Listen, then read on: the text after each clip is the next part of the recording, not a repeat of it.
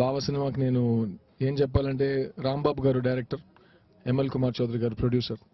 And it's a film very close to my heart. ఎందుకంటే నేను రాంబాబు గారు చాలా సంవత్సరాల నుంచి కలిసి ట్రావెల్ అవుతున్నాం ఈ ఇండస్ట్రీలో. నువ్వు వస్తానంటే నేను వద్దంటాను సినిమాలో ఆయన కో డైరెక్టర్, అక్కడి నుంచి పరిచయం నాకు. అండ్ నా పక్కనే ఈ 5 years కంటిన్యూస్గా ఆయన పనిచేస్తున్నారు. అండ్ నన్ను మైండ్లో పెట్టుకొని నాకు ఆయన ఇచ్చిన పెద్ద గిఫ్ట్ ఈ బావ సినిమా. అండ్ ఈ ఆడియో గురించి చెప్పాలంటే Chakri is the music director.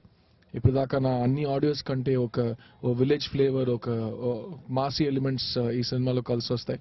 I'm very excited about the audio. And ఇప్పుడు నేను ప్రతి సినిమాలో ఒక సాంగ్ పాడటం అలవాటైపోయింది, కానీ ఈ సినిమాలో ఓయిలో టైటిల్ సాంగ్ పాడినట్టు ఈ సినిమాలో కూడా బాగా టైటిల్ సాంగ్ నేనే పాడాను.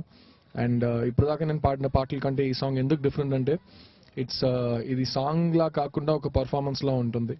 అండ్ నాతో సినిమాలో పనిచేసిన అందరూ, ఆల్ ద బాయ్స్, వాళ్ళకి బావా బాయ్స్ అని పేరు పెట్టి వాళ్ళని కూడా ఈ సినిమాలో సింగర్ చేసేసాను.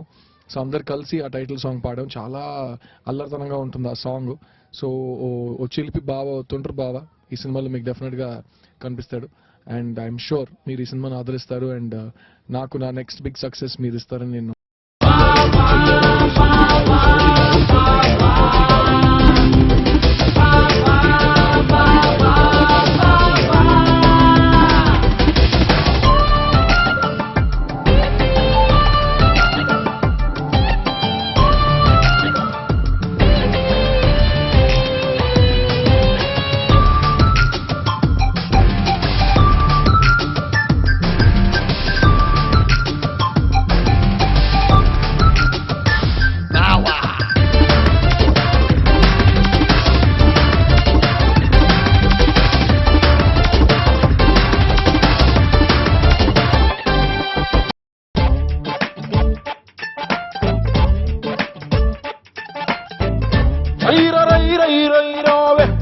సూపరున్నావే, నవ్వుతో నైలాందారం చుట్టిపోతావే.